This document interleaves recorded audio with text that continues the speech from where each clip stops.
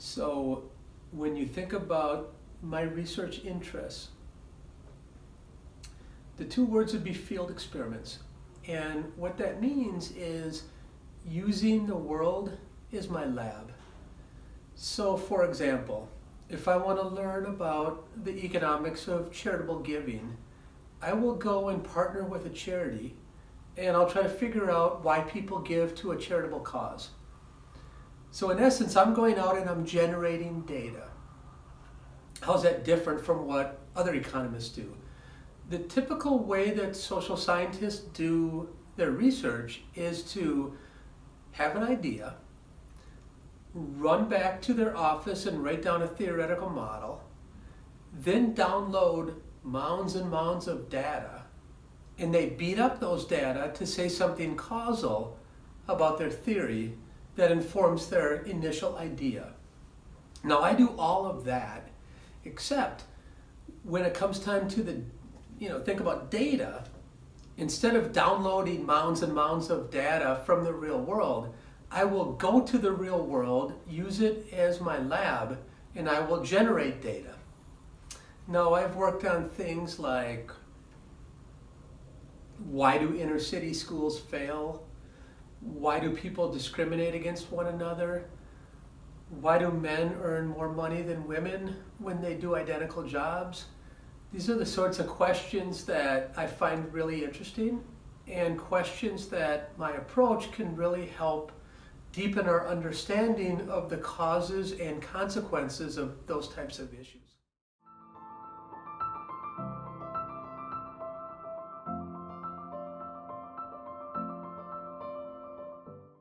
So my role at Lyft is I'm what's called the Chief Economic Advisor.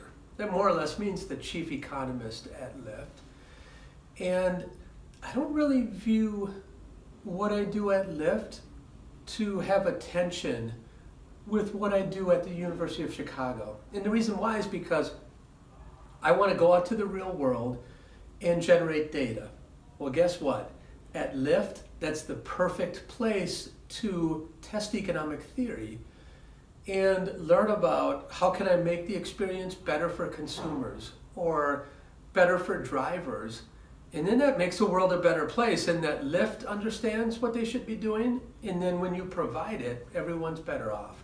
So I view it much less of a tension than they're really complements. And it's a avenue or venue where when I go there, it just broadens the opportunities that I can bring not only to my own research, but to my colleagues' research and to my students' research, both undergraduate and graduate students.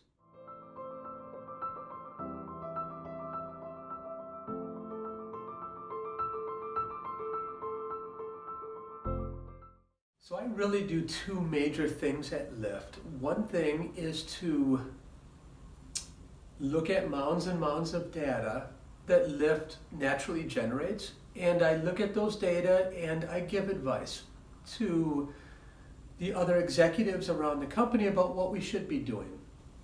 What products should we provide? When you think about autonomous vehicles, what does that market look like? So I think part of my job is to give general company advice, and the other part is to actually use experimentation within the firm to give advice and make sure the marketers and the people who are developing product, the executives, are always using science to make decisions. So I think by and large, under the umbrella of are we making better decisions and are we using good economics and economic science to make those decisions? So that's sort of kind of my role in a nutshell.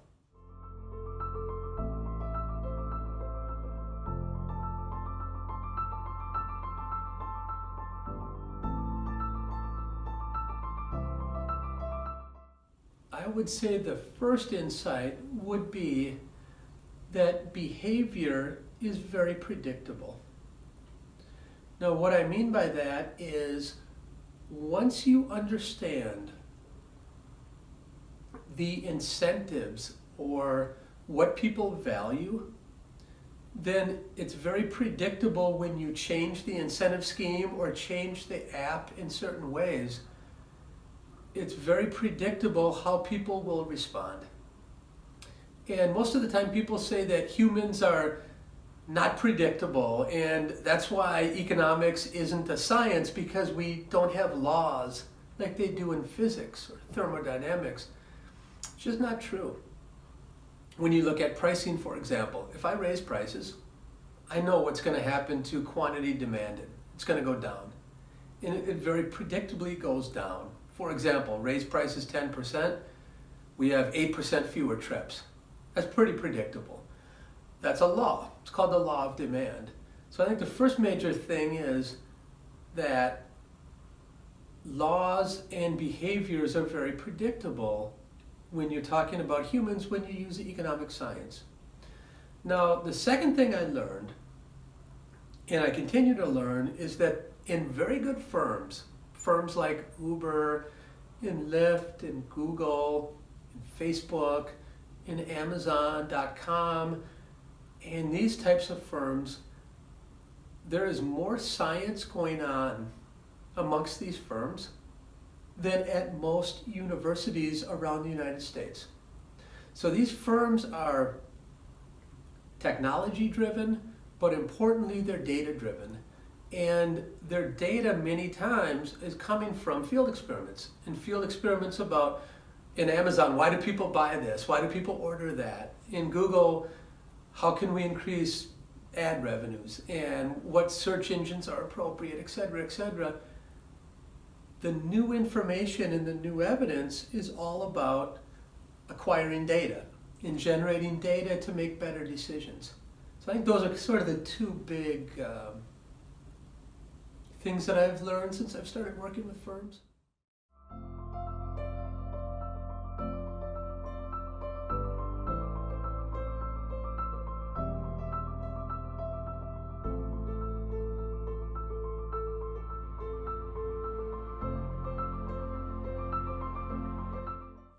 The really successful people who I've met over the years, and I've worked with a lot of really good academics, Nobel Prize winners.